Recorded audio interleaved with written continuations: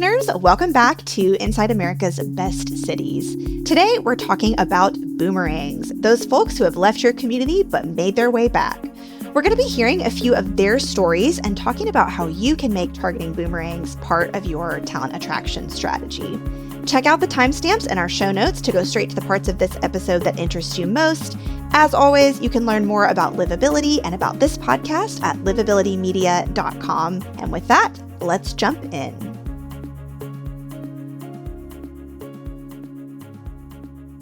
I bet some of you listening today are boomerangs yourselves. Maybe you went to college away from your hometown and came back, or lived in some other cities before deciding that you wanted to get back closer to family or your roots, some familiarity, or just a place that has meaning for you.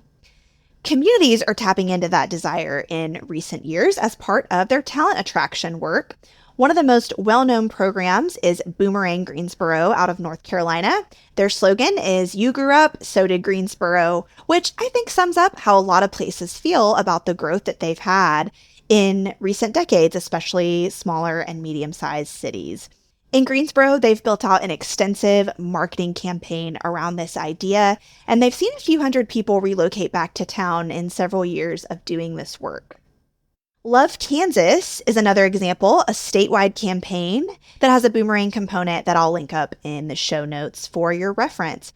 But all that said, I want you to hear from some boomerangs themselves about their journeys to give you a glimpse into their thoughts and think about how it could help you in thinking about how to market your community. Our first boomerang story is from a Colorado Springs boomerang and business owner sharing his journey back. Hey there, this is Josh Franklin, owner of Icons in Colorado Springs, Colorado. I moved back to Colorado Springs in 2020. If you recall, there was a bit of a pandemic happening. So I left New York City, which I had been living in for nearly 20 years, working as a professional actor on Broadway. And, I had planned my return to Colorado Springs for some point in the future. In 2018, my husband and I bought a house here, knowing that we couldn't live here because I had a Broadway show coming up. So we Airbnb'd our house for a couple of years and thought, eventually we'd like to relocate to Colorado Springs, which is my hometown. Didn't quite realize that it would happen so quickly, but forever grateful for that pivot in our life and career, because we created something really magical in my hometown that has created a lot of impact.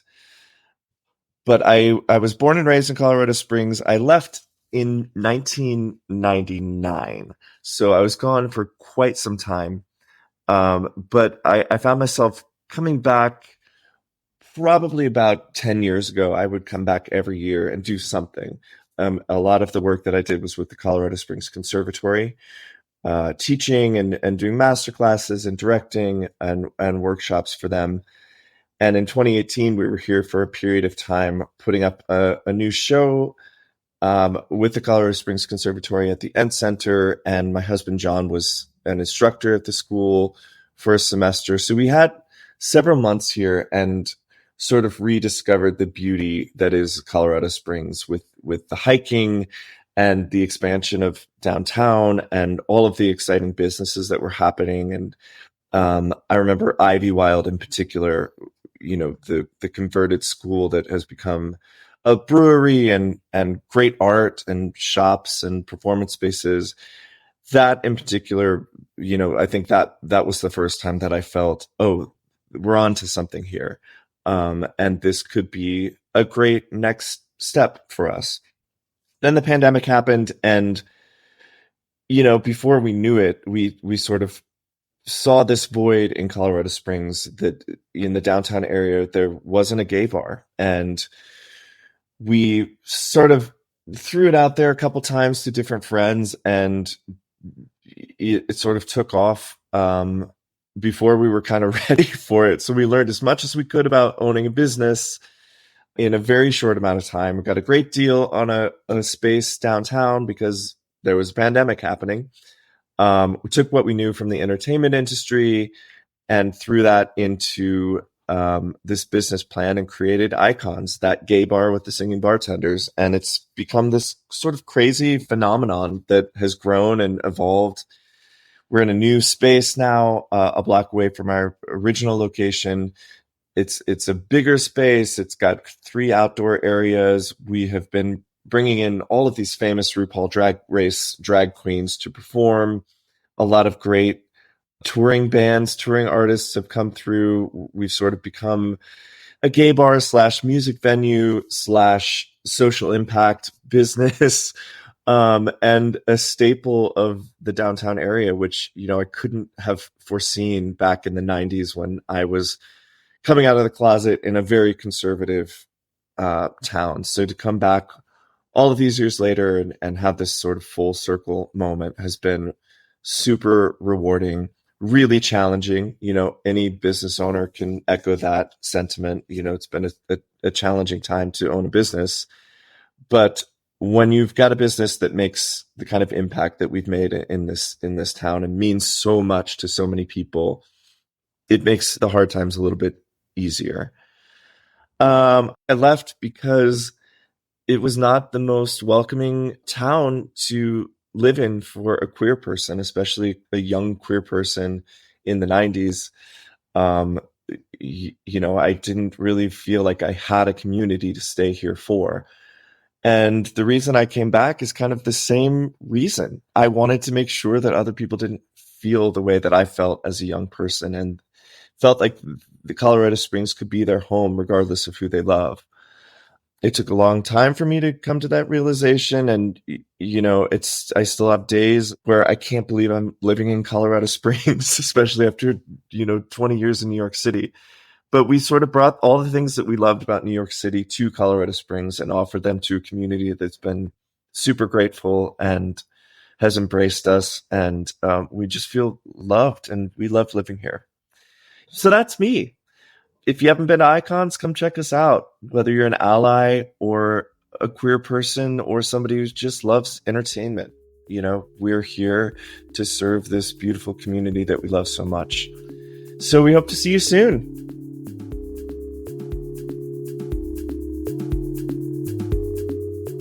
Well, now I have to make a trip to Colorado Springs, but I love how Josh's story really highlights inclusivity, the importance of it, and the growth that he's seen. I'd like to think that many smaller and mid-sized cities have seen growth in that area in recent years and recent decades. But yes, being welcoming is absolutely important for attracting talent, probably more so than ever in the current talent shortage environment that we find ourselves in. Our next story comes to us from Chattanooga, Tennessee. Local veterinarian Lauren Kennedy shares with us about her return to the area and how it's benefited her family life. Hi, my name is Lauren, and I live in Chattanooga with my family, my husband, my 3 daughters, and our 2 dogs. I actually grew up in the Chattanooga area in Hickson and moved away to go to college.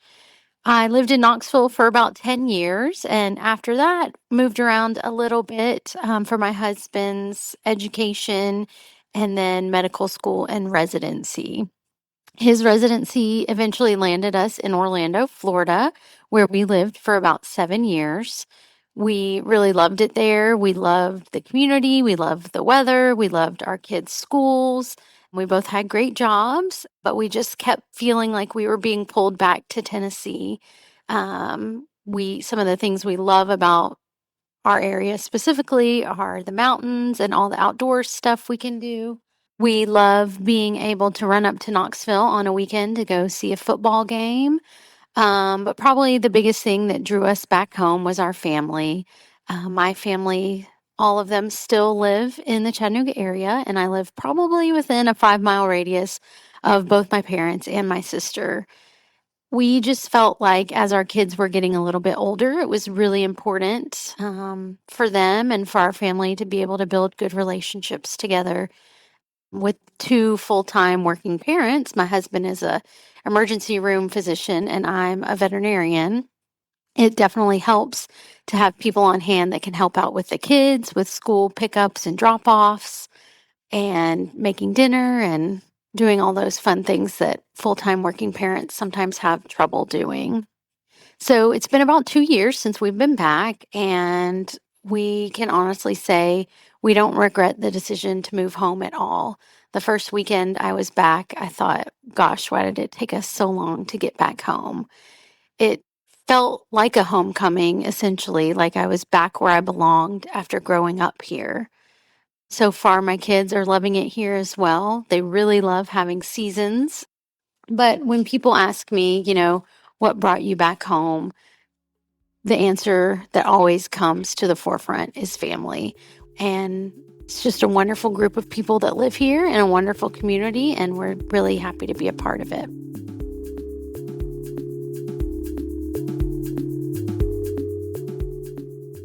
She addresses something we know is so key with relocation decisions in general, and that is the connection to family. Before we hear our last Boomerang story, I wanted to address, how do you actually reach these people? It really goes back to something we say all the time at Livability, that town attraction is really marketing at the end of the day, and that's just as true here with our Boomerang topic. Digital and social targeting is a key way to reach people who previously lived in your area. That was a big part in particular of the Greensboro campaign we talked about earlier. And I'd also add, it's not just marketing necessarily, but storytelling. Just like the stories in this episode, finding the ones in your community that people will relate to and want to share. Of course, I know someone you can call if you need help with this. We at Livability, this is exactly what we do, help push out those positive stories about your community, what really makes you special and what keeps people coming back. That said, our last Boomerang story for today is from an attorney out of Greenville, North Carolina, sharing his story of coming back to his college town. I love how we've gone from our biggest to smallest cities that we're featuring today. We started with Colorado Springs, of course, which has a population approaching 500,000, then went to Chattanooga, kind of in the middle at about 200,000, and then Greenville, North Carolina does come in at under 100,000 population-wise, so we've had a good range there. But here's the final story I'll leave you with. Hi, my name is Brian Meyerhofer. I moved back to Greenville, I think 13 years ago. I am one of those boomerang boys, if you will. I came to school thanks to one of my friends inviting me to come to Greenville, North Carolina to attend East Carolina University. Probably the best decision I ever made, and I'll always be indebted to him for that. But I graduated from East Carolina University and was completely happy with my decision to leave Greenville. It was time to go. Greenville at the time was a great college town. ECU, East Carolina University, is a great university. But it was time for me to go. I never thought that I would move back, never part of the plan. I had big dreams, I had goals like any young college kid that has just graduated. So I remember packing up my car, and I drove straight from Greenville, North Carolina, all the way up to Baltimore, Maryland, because I was going to law school.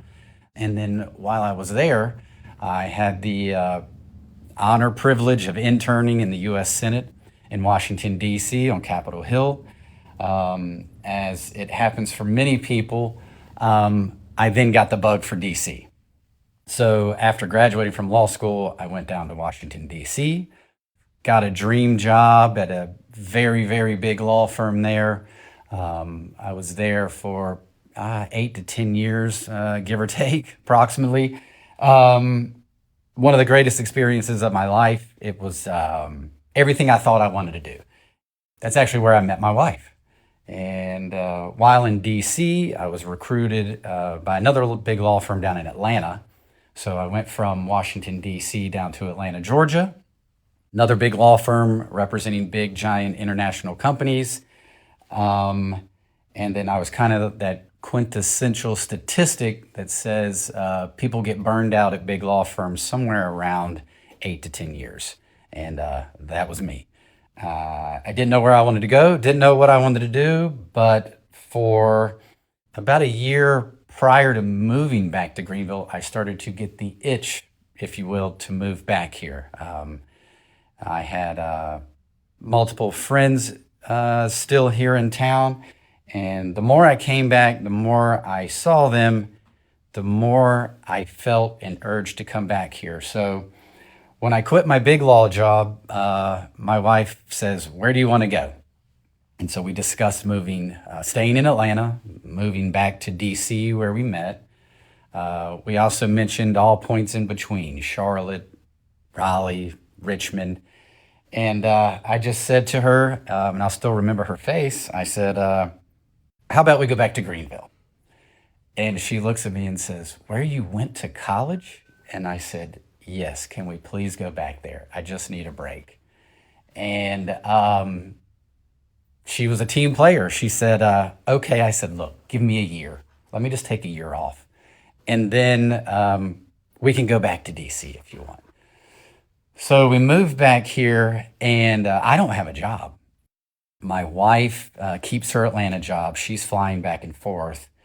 And then ultimately, she lands a job that's her favorite job she's ever had at this company called High Street L in Greenville, which is a great business in town, one of our largest employers. We have a child. We've been back, like I mentioned earlier, for approximately 13 years. She loves her job. I'm an attorney in town. I have my own modest little law practice. So it wasn't how we planned it, but it's everything that we would want it to be right now. In terms of what Greenville was and what it is, I think the city was about half the population when I left versus when I came back. And it holds true almost statistically speaking for the university. It was a nice size school, but now the university is I'd say a large university. We've got a massive healthcare system here, which is great for the community. And I think, I want to say when I left, the population maybe was around 50,000, and now it's 100,000. So it's a much more separate and defined city than it was back then. I tell everybody, if you want to move to Greenville and you're coming from a big city, you can't expect Greenville to be DC. It's just never going to be that. It won't be Atlanta. I love those big cities when I lived there, but I would argue that there's a bigger community in Greenville. I say that to everybody. You could have all the shiny buildings you want, but without the people here, what would it matter? There are so many great people in the community that seem to be rowing the boat in the same direction. It's kind of exciting to watch a small town grow into a city. There are way more entertainment options than there were, way more shopping options than there were, way more healthcare options. And I think if you move here with the right mindset, I think Greenville's a place that not only would you like to visit, but I think once you get entrenched in the community, you'll realize it's a place you want to stay. I never thought I'd move back and stay here, nor did my wife, but she loves it. I love it. I think with any growing city, there's growing pains. It's not perfect, but Greenville has sort of worked for everything that it has. It's not a community or a city that was already born on third base and acted like it hit a triple. I mean, there isn't a wonderful ocean right next to us. We're not on the top of a mountain peak, but I'd argue that our location is great. We're ideally located right in between our state capital, Raleigh, and our wonderful coastline, the Crystal Coast. You can get to either in about an hour and a half. So that makes us, in my opinion, ideally located for some people, not to mention that you've got the interstate coming in. But we could always have more restaurant options, more shopping options, as my wife would tell you.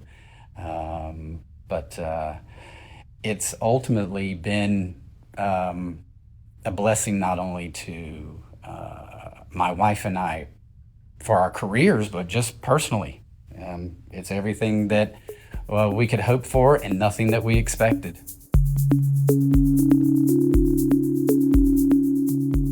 Thanks for listening to the Livability Podcast, where we take you inside America's best cities. At Livability, we highlight the unsung awesomeness of small and mid-sized cities across the country. We also partner with communities to reach their target companies and potential residents through digital content and print magazine programs. If you enjoyed this episode, please follow, rate, and review this show wherever you listen to podcasts.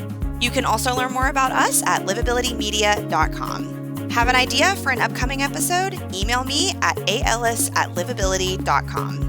Until next time, from Livability, I'm Amanda Ellis, sharing the stories of America's most promising places.